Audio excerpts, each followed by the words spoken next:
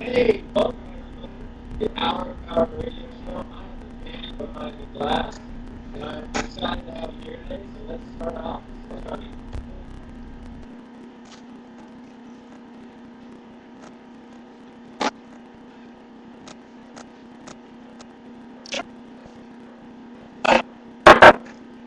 Nice work, Matthew.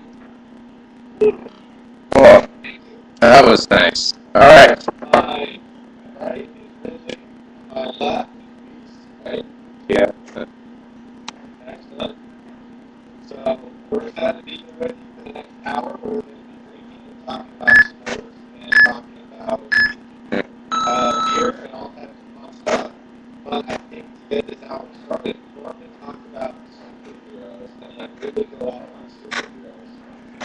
Instead, I think we should go off for a minute or so on Star Wars and the fact that Disney has now bought Star Wars. So what are your thoughts? Star Wars. Yeah. I mean, we'll see. Disney hasn't had much luck with epic movies lately. John Carter was a big bust for them. But on the same side, 3 more Star Wars movies.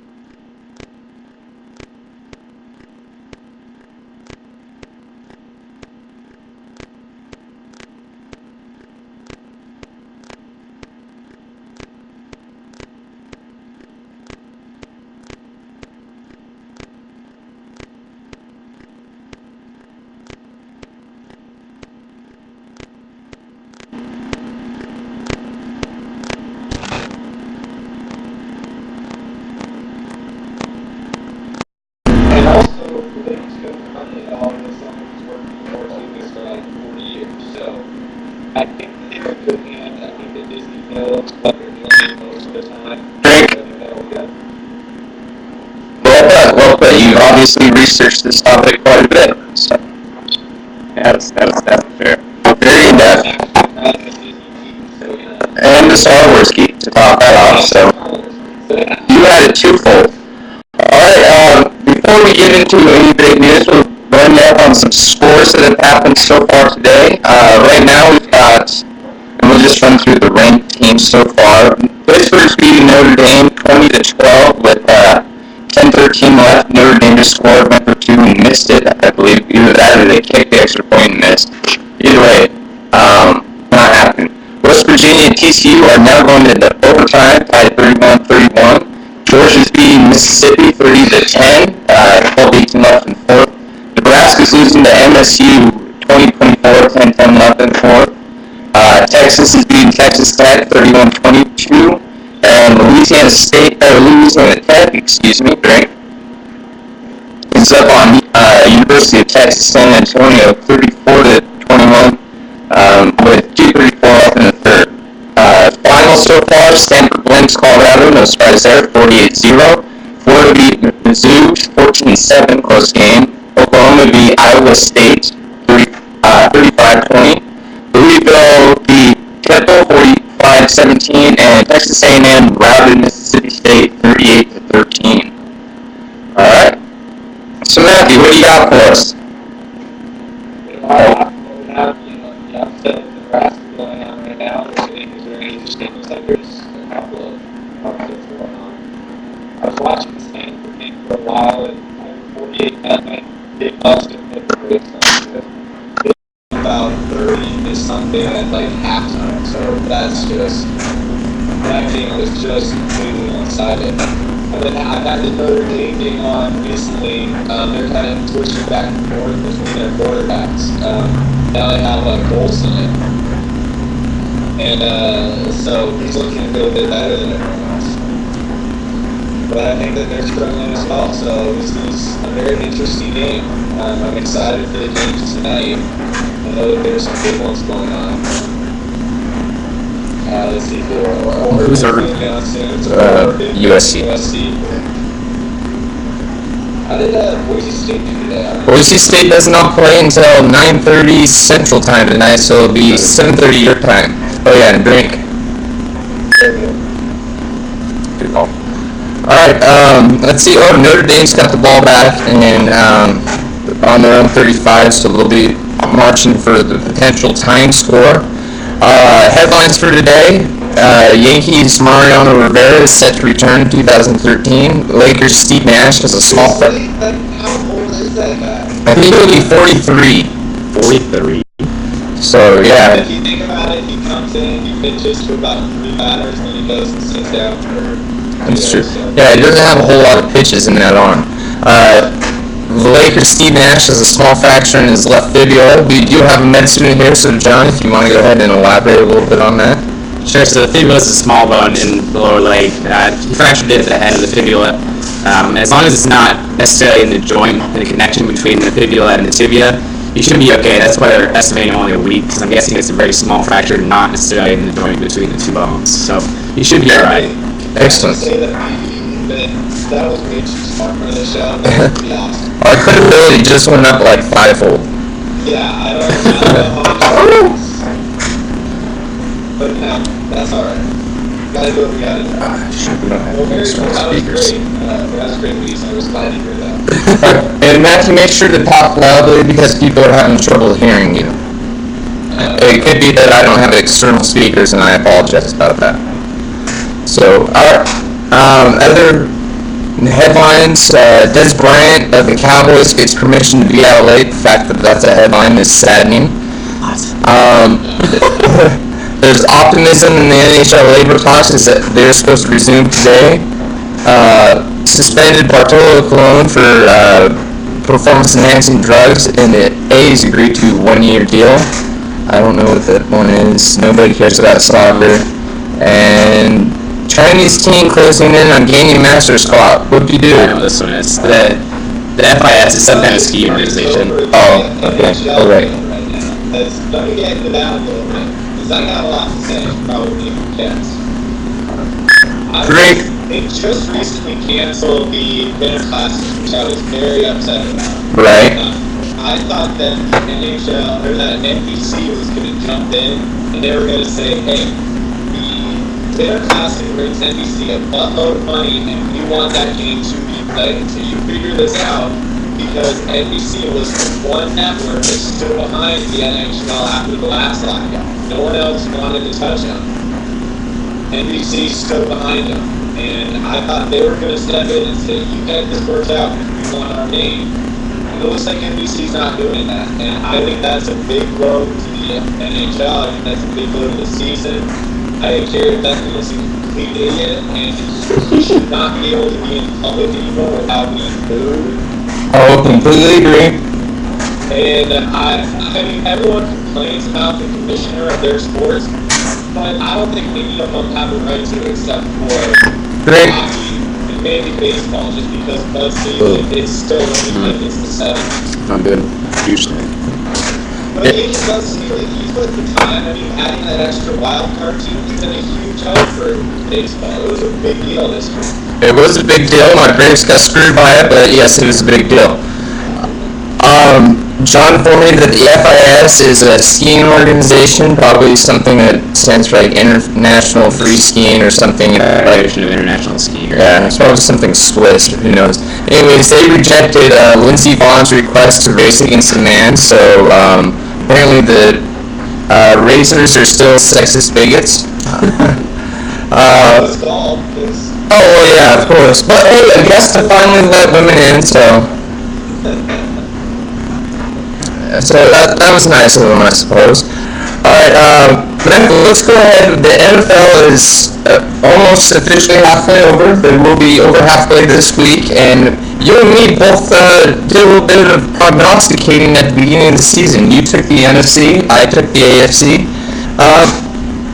should we embarrass ourselves and go over our predictions so far?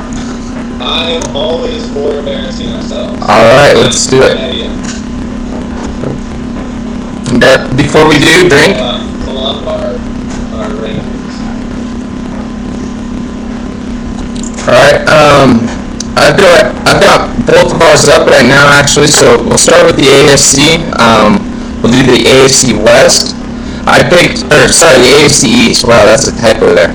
Alright, AFC East. I have the New England Patriots as the division winner. I thought this one would be a no-brainer.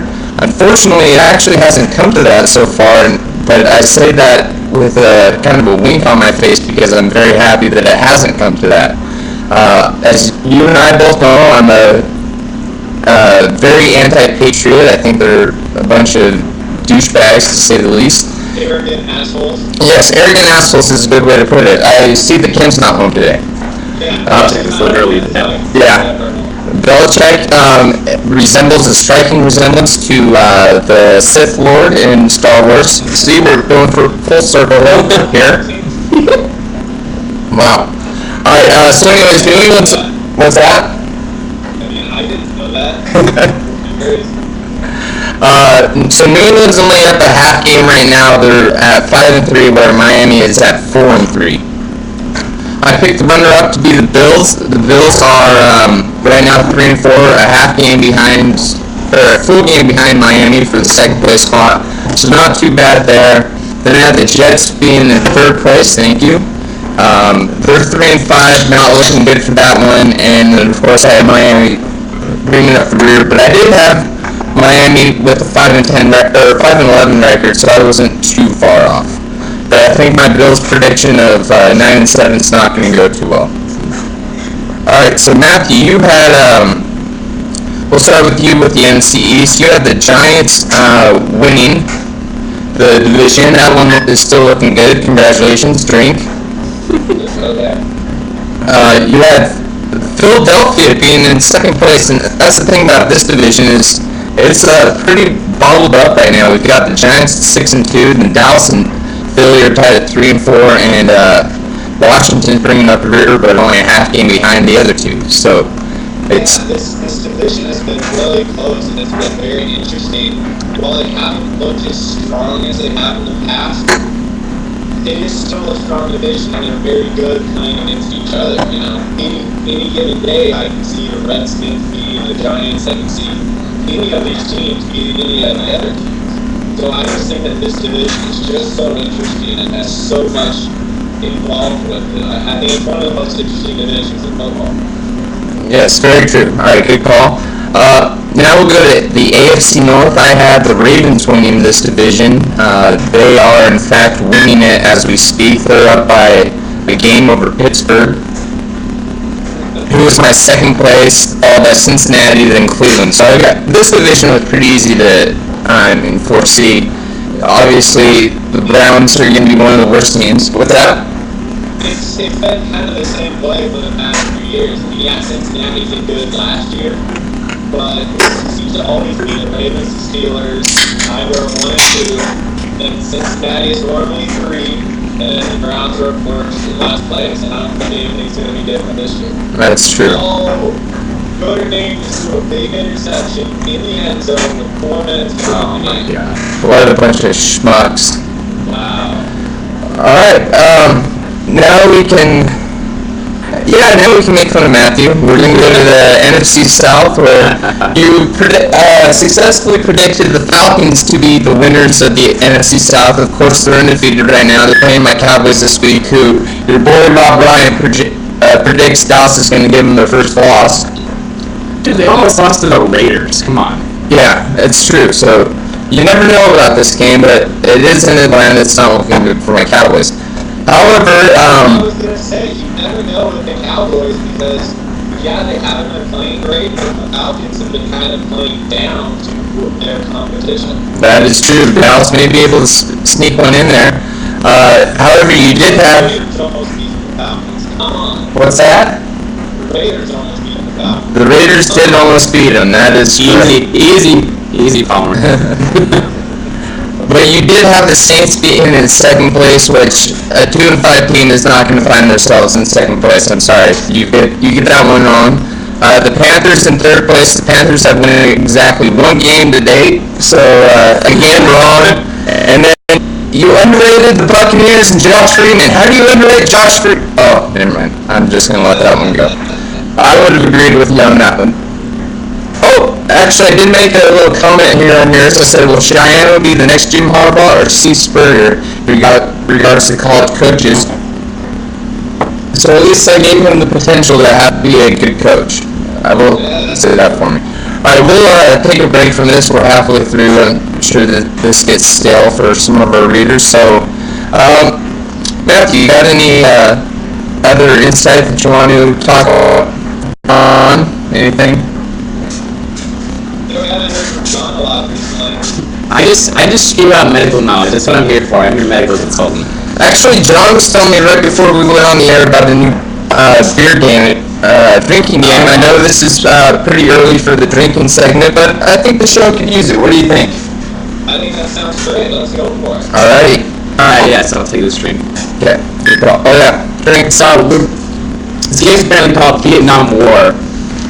Basically, you get 5-man teams on each side of the table. You set up 10 cups on one side, that's the American side, and you set it up just like a beer pong triangle.